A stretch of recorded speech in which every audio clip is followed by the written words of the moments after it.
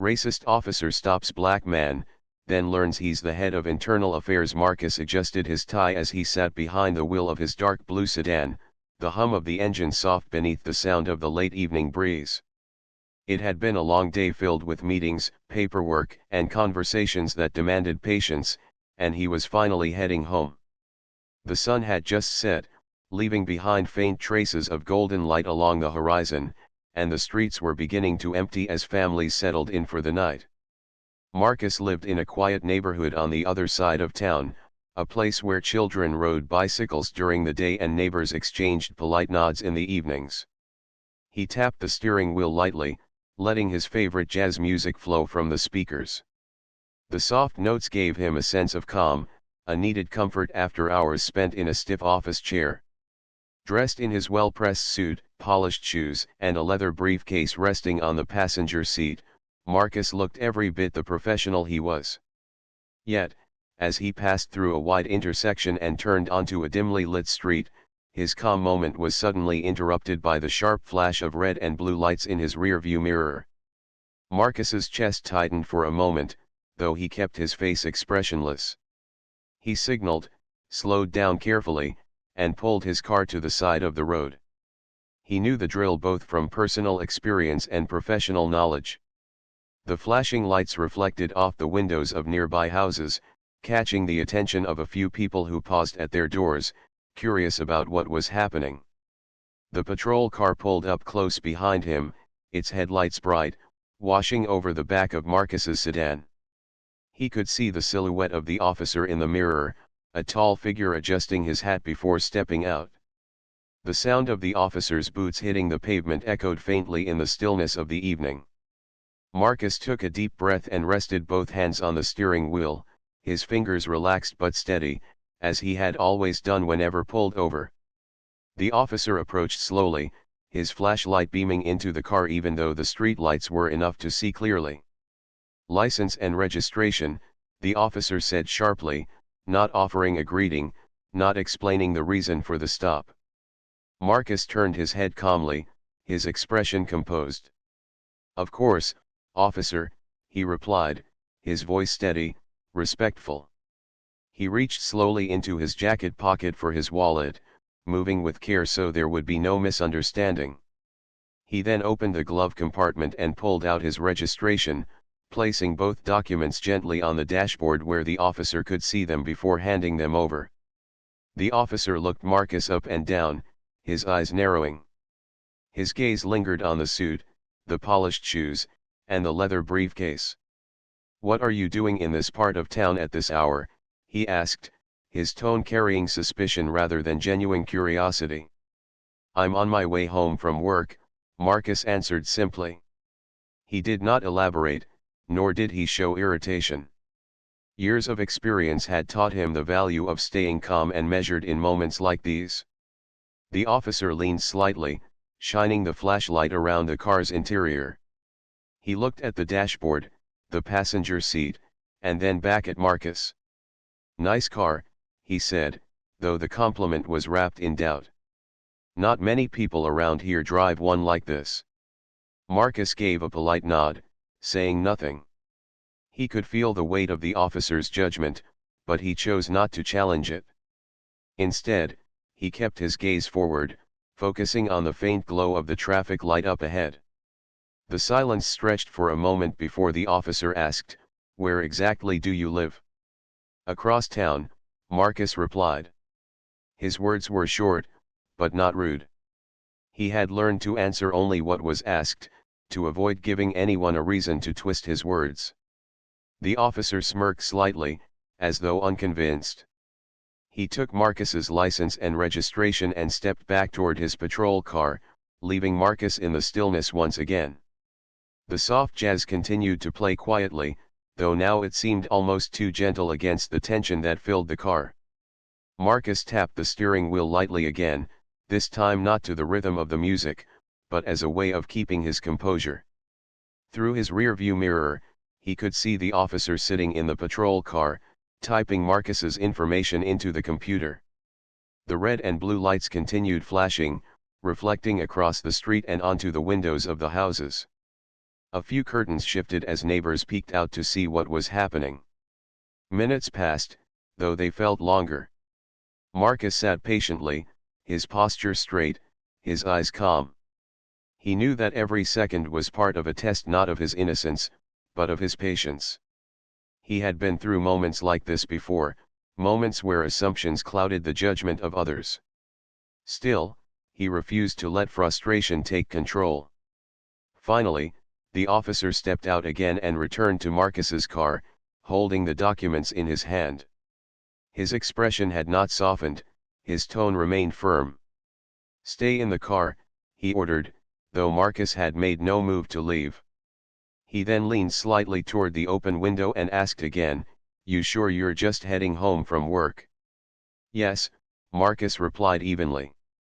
His voice carried no edge, no hint of challenge.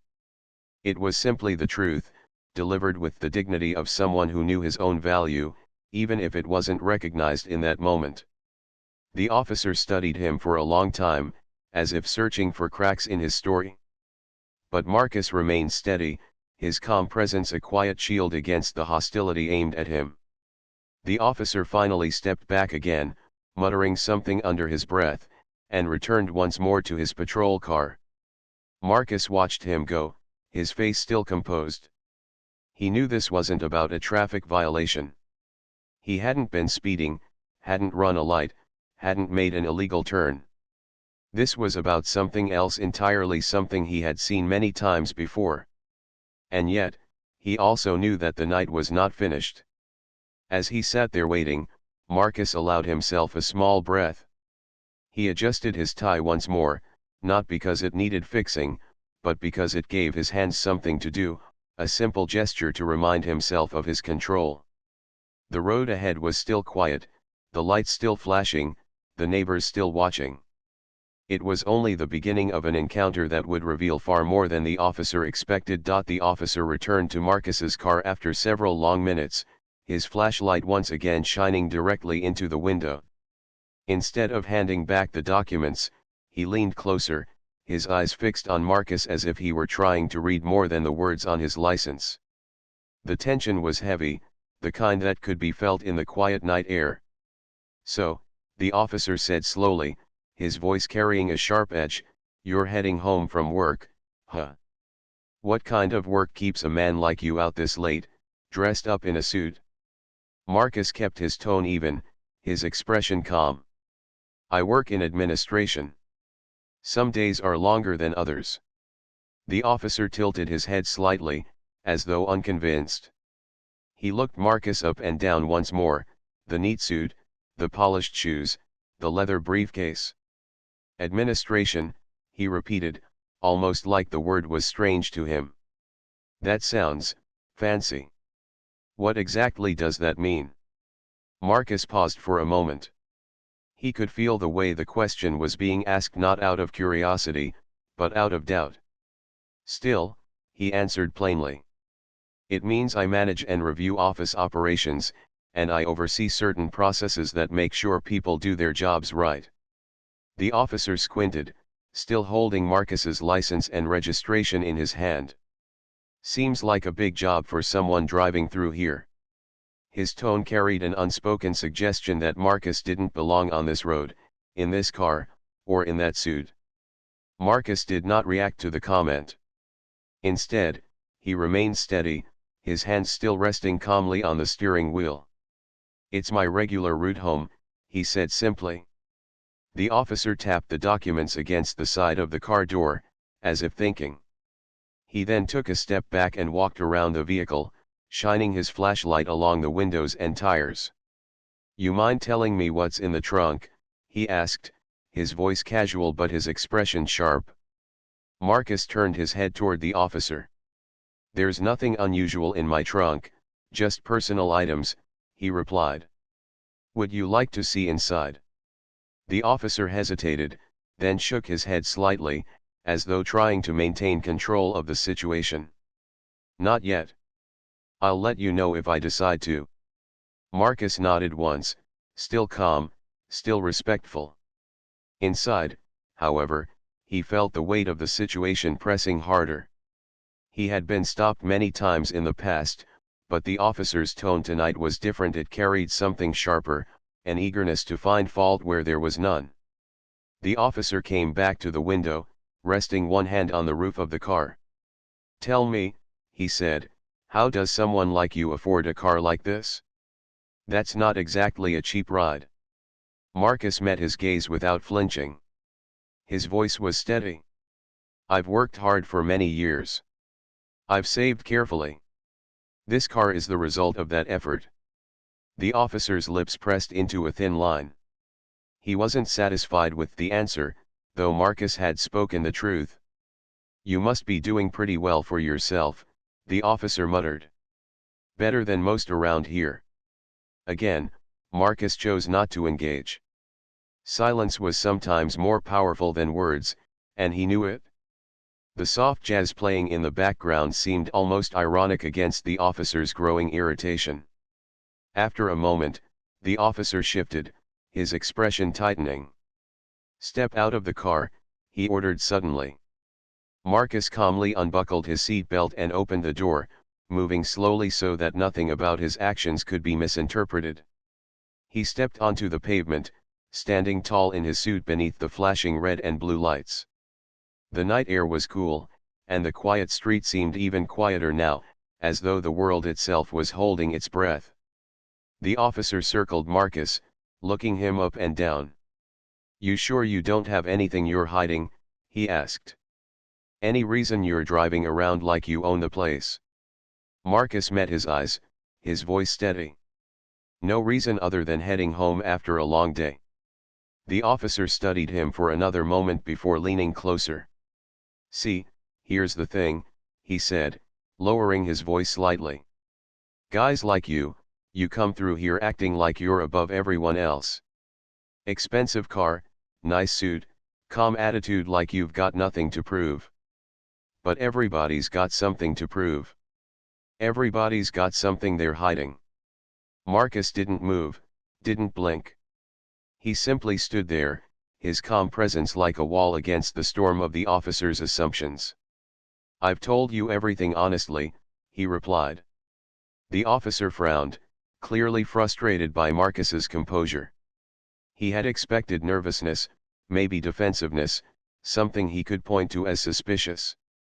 Instead, Marcus gave him nothing, only steady words and quiet respect. "You don't look nervous," the officer said finally. "Most people get nervous when I stop them."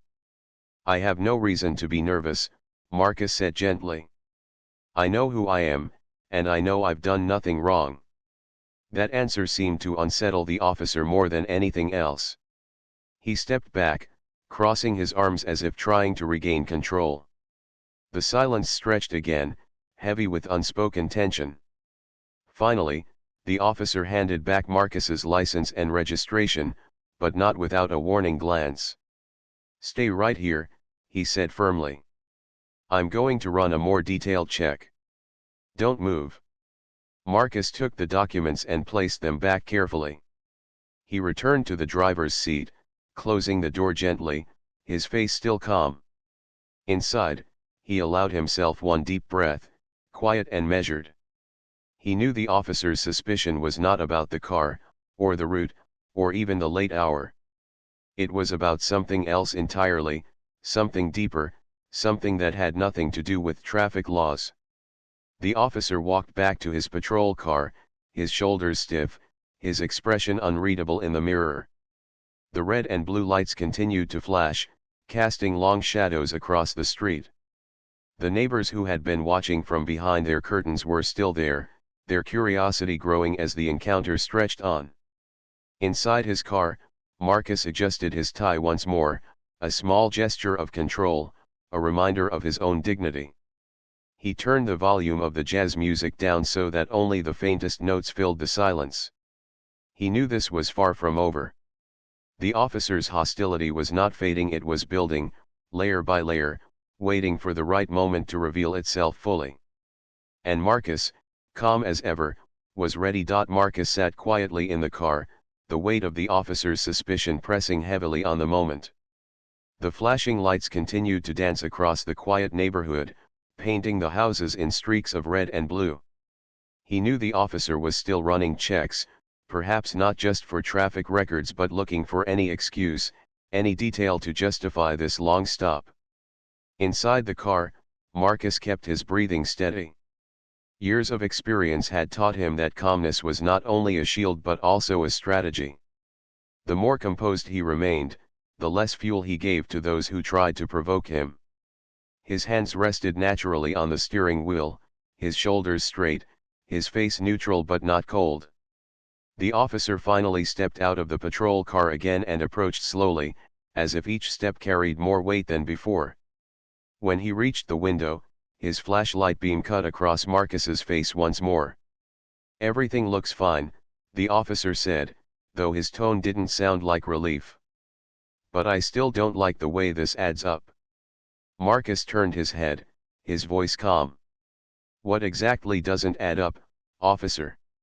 The officer frowned, clearly not expecting the question to be asked so plainly. "The time of night. The way you're dressed. The kind of car you're driving. It just doesn't sit right with me." Marcus nodded slightly, not in agreement, but as a gesture of acknowledgement.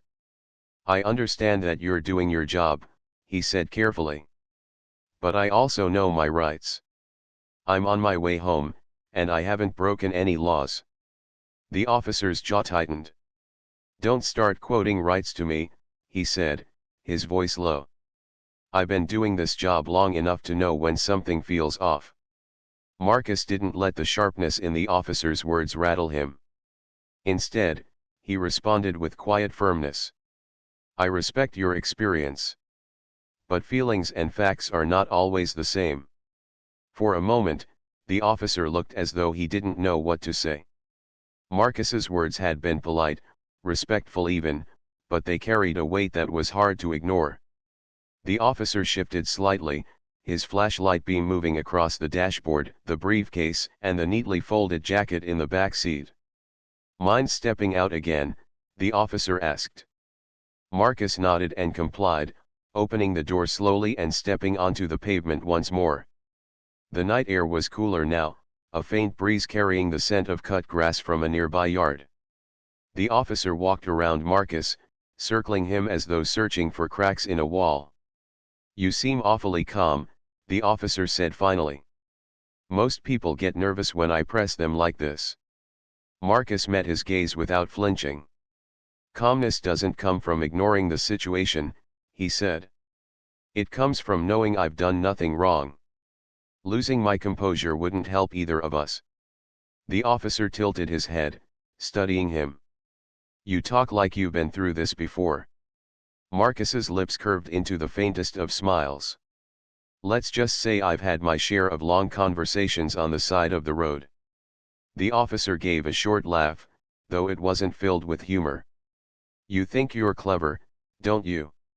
"No," Marcus replied softly. "I think I'm careful." "There's a difference." For a long moment, the street was silent except for the steady hum of the patrol car's engine.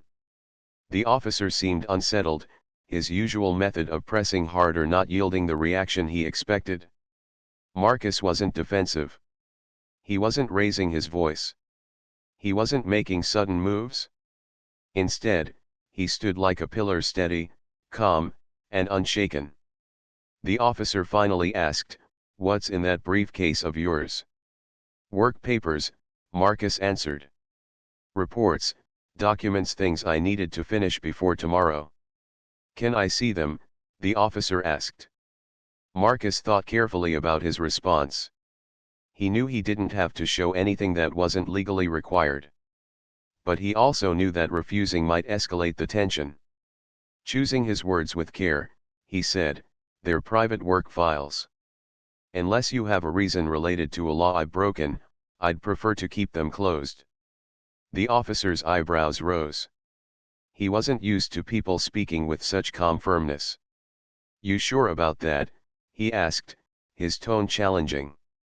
"Yes," Marcus replied, his voice even. "I'm sure." The officer studied him again, the silence stretching. Then, almost to break the tension himself, he said, "you sound like a lawyer." Marcus gave a quiet chuckle. "Not quite. Just someone who believes in being prepared." The officer shook his head, muttering something under his breath, and walked back toward his patrol car again. Marcus stood by his own car, his hands loose at his sides, his posture still upright. He could feel the eyes of neighbors watching from their windows, though none dared step outside. Back inside the patrol car, the officer typed furiously into the computer once more, perhaps looking for any reason to justify his suspicions.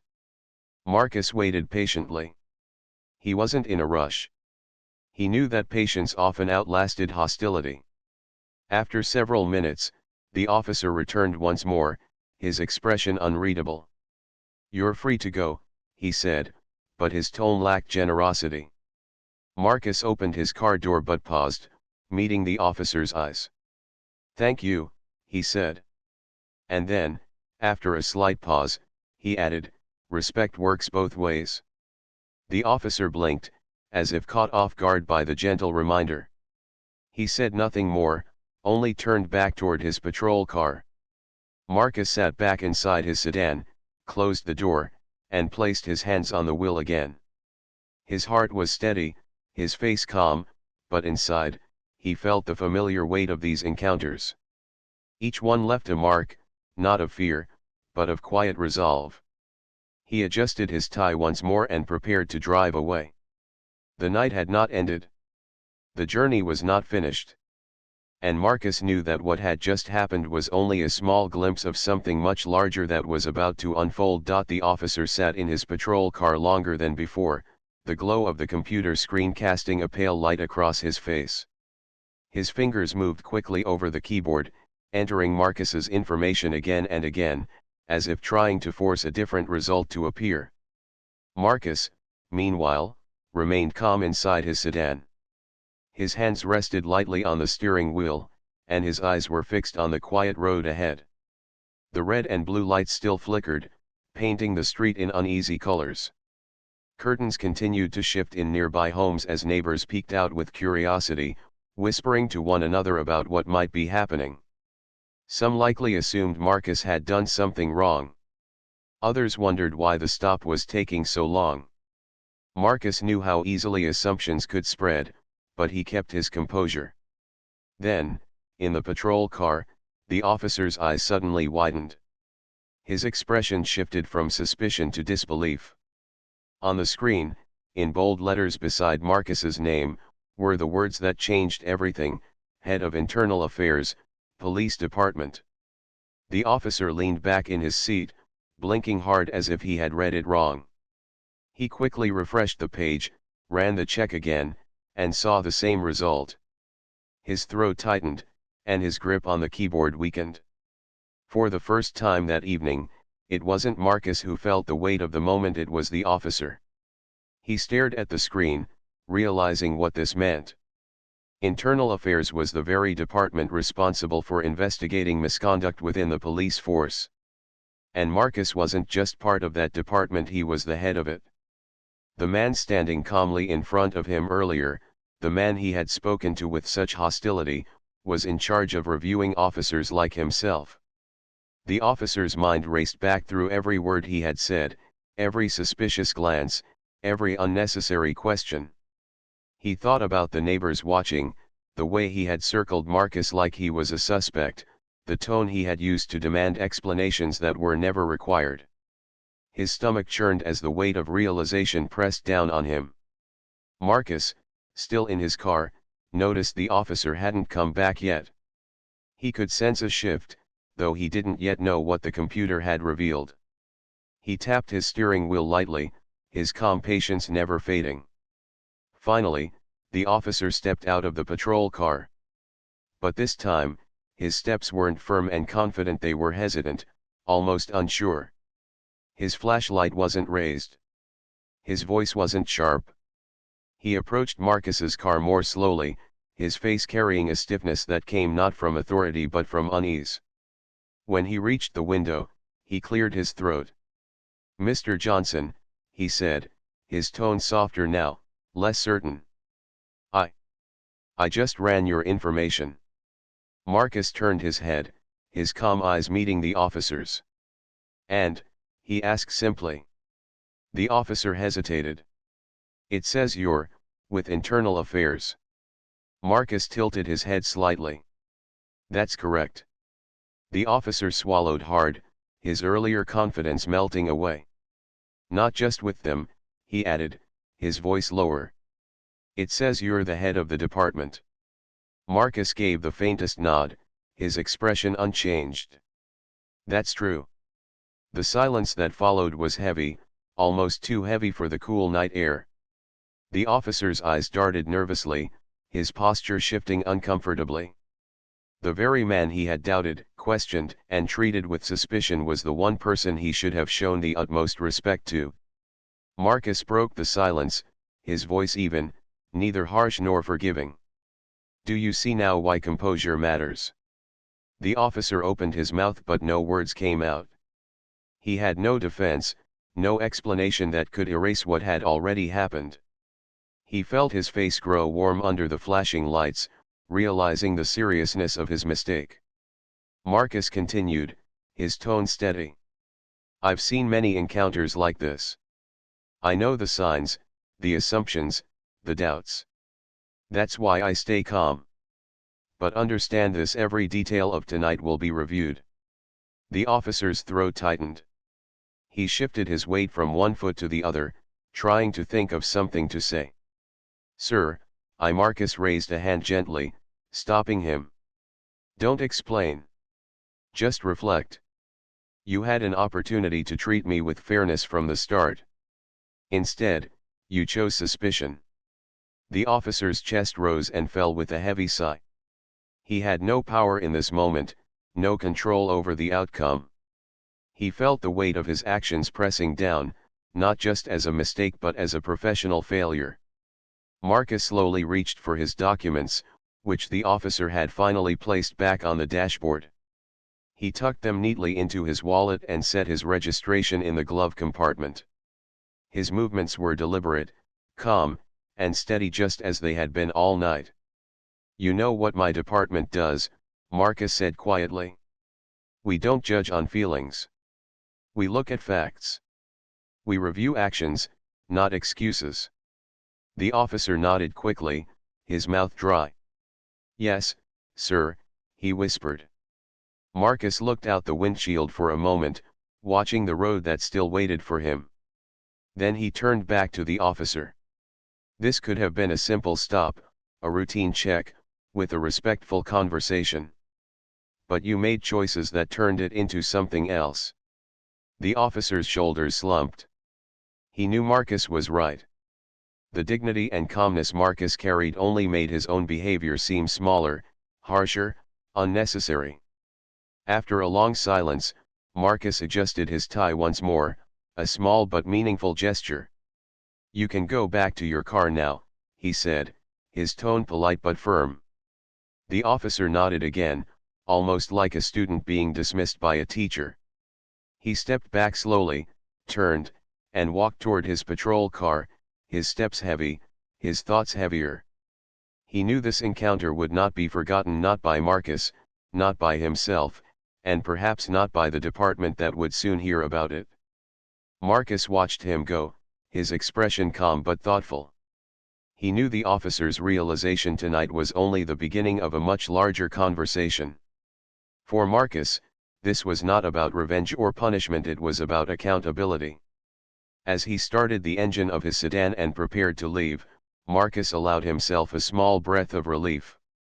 Not because the encounter was over, but because the truth had revealed itself in the most powerful way, not through anger, not through conflict, but through quiet composure and undeniable fact. Marcus drove away slowly, the hum of the engine steady beneath the soft jazz that still played in the background.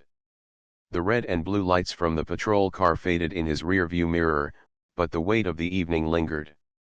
He knew the moment that had just unfolded was not only important for him, but for the officer as well.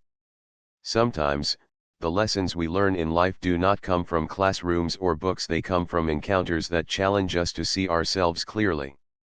The road stretched ahead, quiet and empty, the night air carrying a sense of calm that contrasted with the tension from only minutes earlier. Marcus adjusted his tie once more, a small, steady habit that reminded him of his own discipline. He thought about the officer's face when the truth appeared on the computer screen, the shock, the hesitation, the shift from arrogance to unease. It was a face Marcus had seen before, not from that exact officer, but from others who had underestimated him. He knew this incident would not disappear quietly. As the head of internal affairs, his role was to ensure that standards of fairness and professionalism were upheld within the department. Tonight, those standards had been tested in front of neighbors, in front of curious eyes that would remember the flashing lights long after they faded. Marcus wasn't interested in revenge. He wasn't interested in embarrassing anyone. What he sought, and what he lived by, was accountability. The next morning, Marcus arrived at his office earlier than usual. The building was quiet, the hallways echoing with the faint hum of fluorescent lights. He carried his briefcase in one hand and walked with his usual confident stride. His staff greeted him politely as he passed, unaware of the events of the night before. Marcus gave them a gentle nod, his face calm as always. When he reached his office, he set his briefcase on the desk and opened it, pulling out a notepad where he often recorded details of important encounters. He began to write down everything from the previous night: the time, the location, the officer's words, his tone, the questions asked, the way the situation escalated without cause, and finally, the moment of realization when the officer learned the truth. Marcus didn't write with anger. His words were precise, measured, professional. He knew this account would be added to an official review, not out of personal frustration but because it mattered. Every incident like this was part of a larger picture, a picture that showed where improvements were needed and where lessons must be learned. Later that day, Marcus called a meeting with his review team. They sat around a long table, folders and notepads in front of them. The atmosphere was serious but respectful. Marcus shared the details of the traffic stop, speaking in the same calm tone he had used during the encounter itself. He did not exaggerate, nor did he minimize. He laid out the facts exactly as they had happened. His team listened closely, some nodding, others jotting down notes. One of them asked quietly, "Sir, do you want this handled immediately, or do you prefer a full internal review?" Marcus paused for a moment before answering. "A full review," he said. "This is not about punishing one man. This is about understanding patterns. We must see the larger picture: how often does this happen, and what can be done to prevent it?" His team agreed. They respected Marcus not only for his position but for the fairness with which he carried out his duties. He never acted out of personal pride or retaliation. His focus was always on justice, dignity, and ensuring the department upheld the values it was meant to represent. Meanwhile, the officer who had stopped Marcus spent the morning in a different state of mind. He sat at his own desk, the events of the previous night replaying in his mind over and over.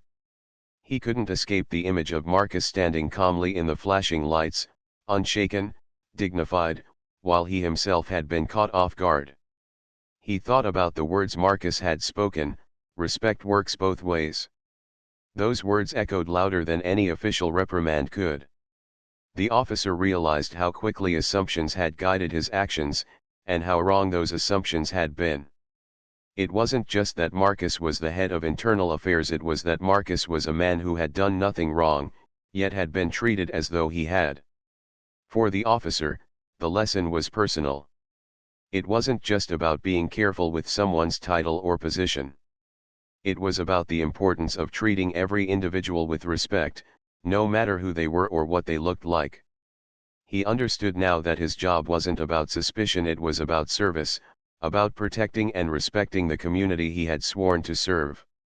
Weeks later, when the internal review was completed, Marcus sat down with the officer in a private meeting. The room was quiet, with only a small table between them. The officer sat nervously, his hands clasped tightly together. Marcus, as always, was calm. "I'm not here to humiliate you," Marcus began. His voice was steady, his eyes kind but firm. "I'm here because I believe in accountability. What happened that night is not only about me, it's about the way we approach our duty. Every person deserves fairness. Every person deserves dignity. Do you understand?" The officer nodded quickly. "Yes, sir. I understand. I made assumptions. I let them guide my behavior, and that was wrong." Marcus leaned forward slightly. "And what did you learn?" The officer hesitated, then spoke carefully. "That respect cannot depend on who someone is or what title they carry. It has to be given to everyone, equally, no matter what." Marcus studied him for a long moment, then nodded. "Good. Remember that. Carry it with you, not just in your mind, but in your actions." The officer exhaled slowly, as though a weight had been lifted. He knew this meeting could have ended very differently. He knew Marcus had every right to be harsher. But instead, Marcus chose to turn the moment into a lesson, one that would stay with him far longer than any punishment. When the meeting ended, the officer walked out of the room with a new sense of awareness. He knew he could not change the past, but he could shape the way he handled the future. And Marcus, watching him go, hoped that the lesson would not be forgotten. For Marcus, this encounter was one of many in his career. But it reminded him of something important: that dignity has power, that calmness can disarm hostility, and that truth always reveals itself in the end. He didn't carry bitterness with him. Instead, he carried resolve, the resolve to continue doing his work with fairness, to continue standing tall in the face of doubt, and to continue reminding others that respect is not optional. That night, as Marcus returned home again, he parked his car in the driveway and stepped out, the quiet of the evening greeting him once more. He looked up at the stars, their steady glow reminding him of something timeless: no matter how heavy the moment, light always finds a way to shine through. And in that quiet moment, Marcus knew that the lesson wasn't only for the officer. It was for everyone: for the neighbors who watched from their windows, for the people who might hear the story later, and even for himself. Because every encounter, no matter how tense, was an opportunity to show what dignity truly looked like.